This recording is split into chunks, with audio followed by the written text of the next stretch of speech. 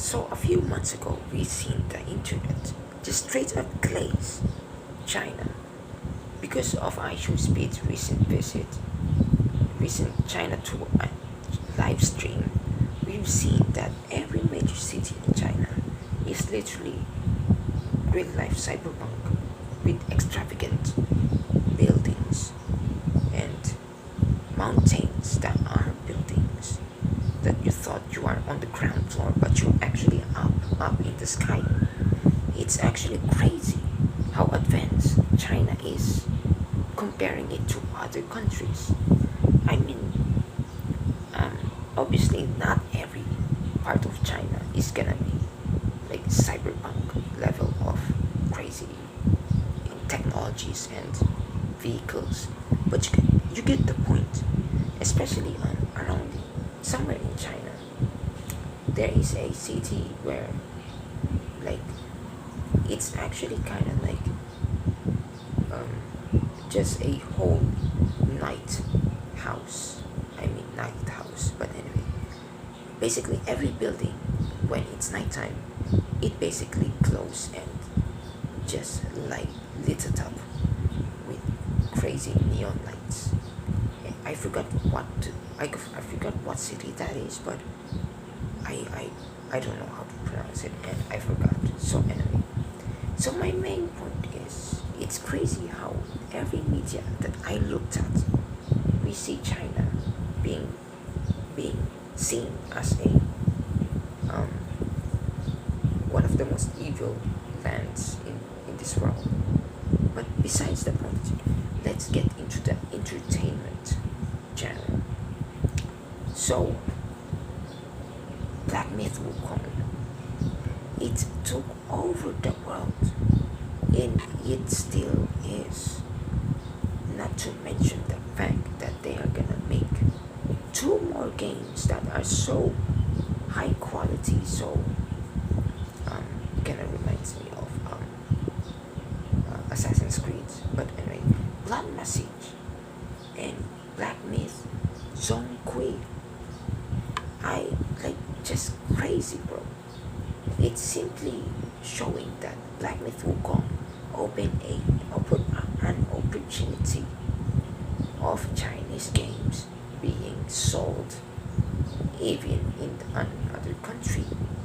And it's crazy because as you can see, a lot of video games in that is made and released by um, USA or other production studios in other countries, you can clearly see it's filled with a bunch of politically woke agendas, and we don't like that. That's obviously so bad.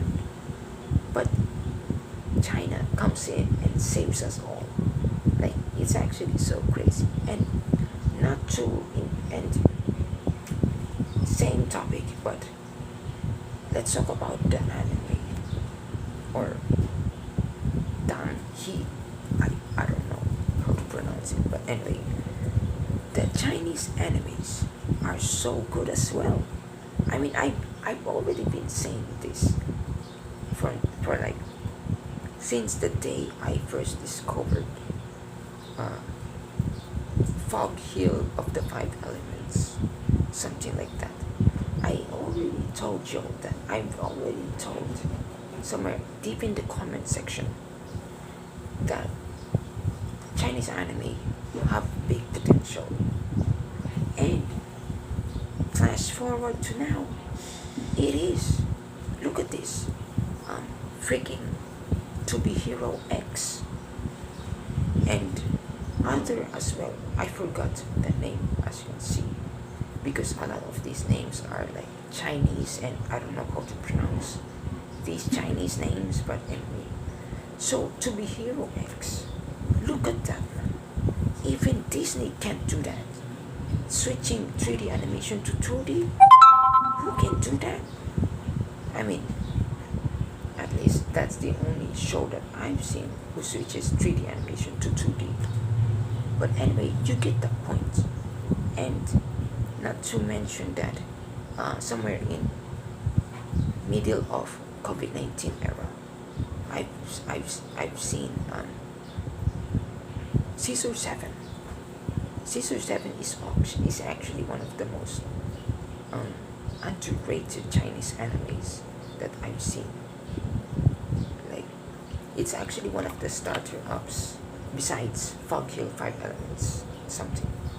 Besides that, Caesar 7 is one of the most is one of the influential things I believe of opening new new door for Chinese animes to be much more famous than last time.